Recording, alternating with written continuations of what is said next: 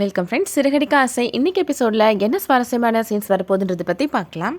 முத்துவோட பாட்டி வீட்டில் நடக்கிறத காமிக்கிறாங்க. அக்கம் பக்கத்தில் இருக்கிற பாட்டிகள்லாம் இப்போ எல்லாரும் சேர்ந்து பாட்டு பாடிட்டு இருக்கிறாங்க. முத்துவையும் மீனாவையும் ரூம்குள்ளே அனுப்புகிறப்ப இந்த பாட்டு தான் நாங்கள் பாடணும், அதுதான் ப்ராக்டிஸ் பண்ணிட்டு இருக்கிறோம் அப்படின்னு சொல்லிட்டு இருக்கிறாங்க.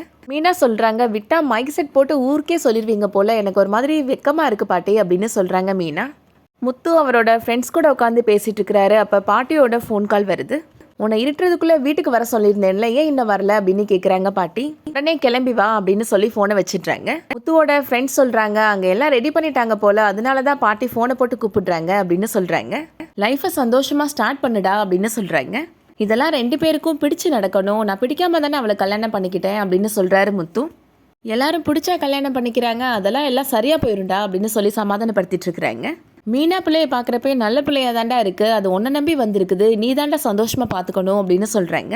எனக்கெலாம் இதில் விருப்பமே இல்லை, பாட்டி சொல்கிறாங்களேன்றதுக்காக தான் நான் சம்மதிக்கிறேன், இதுலேருந்து தப்பிக்கவே முடியாதான்னு யோசிச்சுட்டு இருக்கிறேன் அப்படின்னு சொல்கிறாரு முத்து. முத்து ஃப்ரெண்டு கூட முத்து இப்போது வீட்டுக்கு பைக்கில் போயிட்டுருக்கிறாரு. பாட்டி இப்போது மீனாட்ட சொல்கிறாங்க, இன்றைக்கி உனக்கு நல்ல விஷயம் நடக்க போதில்ல, இது உங்கள் அம்மாவுக்கு கால் பண்ணி சொல்லி அவங்களோட ஆசீர்வாதத்தை வாங்கிக்கோ அப்படின்னு சொல்கிறாங்க.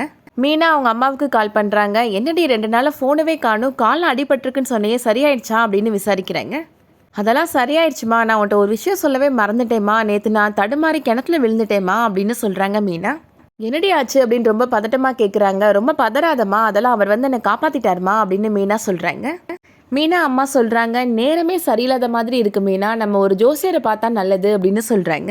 அதெல்லாம் பாட்டி பார்த்துட்டாங்கம்மா, எங்களுக்குள்ளே நடக்க வேண்டிய விஷயங்கள் நடக்காததுனால தான் இந்த மாதிரிலாம் நடக்குதுன்னு ஜோசியர் சொன்னாருமா அப்படின்னு மீனா சொல்கிறாங்க. அதனால எங்களுக்கு இன்னைக்கு ஏற்பாடு பண்ணியிருக்கிறாங்கம்மா அப்படின்னு மீனா சொல்கிறாங்க. என்னடி ஏற்பாடு பண்ணியிருக்கிறாங்க அப்படின்னு மீனாவோட அம்மா கேட்குறாங்க. மீனாவோட தங்கச்சி பக்கத்தில் நின்று கேட்டுட்டு இருக்கிறாங்க. உனக்கு இன்னும் புரியலையாம்மா, ஃபர்ஸ்ட் நைட்டுக்கு ஏற்பாடு பண்ணியிருக்கிறாங்க போல அப்படின்னு சொல்கிறாங்க. மீனா அம்மா மீனாட்ட சொல்கிறாங்க, இப்போதாம்மா எனக்கு மனசுக்கே ரொம்ப திருப்தியாக இருக்குது, நீயும் குழந்தை குட்டியோட சந்தோஷமாக வாழணுமா அப்படின்னு சொல்கிறாங்க.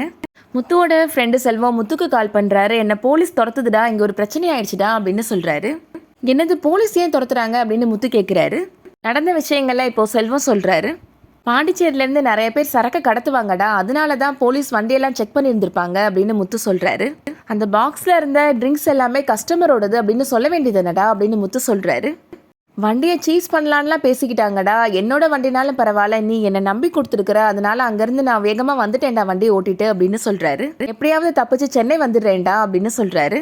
இந்நேரத்துக்கு நம்பர் பிளேட்லாம் மார்க் பண்ணியிருப்பாங்க, எப்படியும் பிரச்சனை தான் ஆக போகுது அப்படின்னு முத்து சொல்கிறாரு. நானும் கிளம்பி சென்னை வரேன் அப்படின்னு சொல்லிடுறாரு முத்து. முத்துவோட ஃப்ரெண்டுகிட்ட முத்து சொல்கிறாரு, என்னை பஸ் ஸ்டாப்பில் ட்ராப் பண்ணிடு, நான் சென்னை கிளம்புறேன் அப்படின்னு சொல்கிறாரு. அவர் சொல்கிறாரு, உன் பாட்டிகிட்ட ஒரு வார்த்தை சொல்லிட்டு போயிடுடா அப்படின்னு சொல்கிறாரு. உனக்கு அங்கே எல்லா ஏற்பாடும் பண்ணியிருப்பாங்களேடா அப்படின்னு சொல்கிறாரு. இங்கே மனுஷனுக்கு உயிர் போகிற சூழ்நிலை, உனக்கு அதுதான் முக்கியமா, நீ போய் சொல்லிக்கோடா அப்படின்னு சொல்லிட்டு அவர் சென்னை கிளம்பி போயிடுறாரு. முத்து வரதுக்கு லேட்டானதும் பாட்டி முத்துக்கு கால் பண்ணுறாங்க. ஆனால் அவர் ஃபோனவே எடுக்க மாட்டேன்றாரு. இதிலெல்லாம் அவருக்கு விருப்பமே இல்லை பாட்டி அப்படின்னு சொல்கிறாங்க மீனா. இதோட இந்த மாதிரி அலங்காரம் பண்ணி நான் 3 தடவை அவருக்காக வெயிட் பண்ணி ஏமாந்து போயிருக்கிறேன் அப்படின்னு சொல்கிறாங்க. ஏதாவது ஒரு காரணம் சொல்லி அவர் தப்பிச்சிடுவாரு பாட்டி, ஆனால் எனக்கும் இதில் பெருசாக விருப்பம் இருந்தது கிடையாது அப்படின்னு மீனா சொல்கிறாங்க. ஆனால் இங்கே வந்ததுக்கப்புறம் அவர் என்னை கொஞ்சமாவது புரிஞ்சு நடந்துக்கிறாரு அப்படின்னு தான் நான் நினச்சேன், வாழ்க்கையை ஆரம்பிக்கலான்னு தான் நினச்சேன், ஆனால் கடைசியில் இப்படி ஆயிடுச்சு பாட்டி அப்படின்னு சொல்கிறாங்க மீனா. ஏதோ நாடகத்தில் நடிக்கிற மாதிரி வேஷம் போட்டு உட்காந்துட்டு இருக்க மாதிரி தோணுது பாட்டி அப்படின்னு ரொம்ப ஃபீல் பண்ணுறாங்க. அப்படிலாம் நீ யோசிக்காத மீனா, நான் சொன்னால் முத்து கேட்பான் அப்படின்னு சொல்கிறாங்க பாட்டி. மீனா சொல்கிறாங்க, நீங்கள் சொன்னாலும் மாமா சொன்னாலும் அவர் எதுனாலும் கேட்பாரு, அதுக்காக என் கூட சேர்ந்து வாழ்கிறதையும் நீங்கள் தான் சொல்லணுமா பாட்டி, அவருக்கா அது தோணணும்ல அப்படின்னு சொல்கிறாங்க மீனா.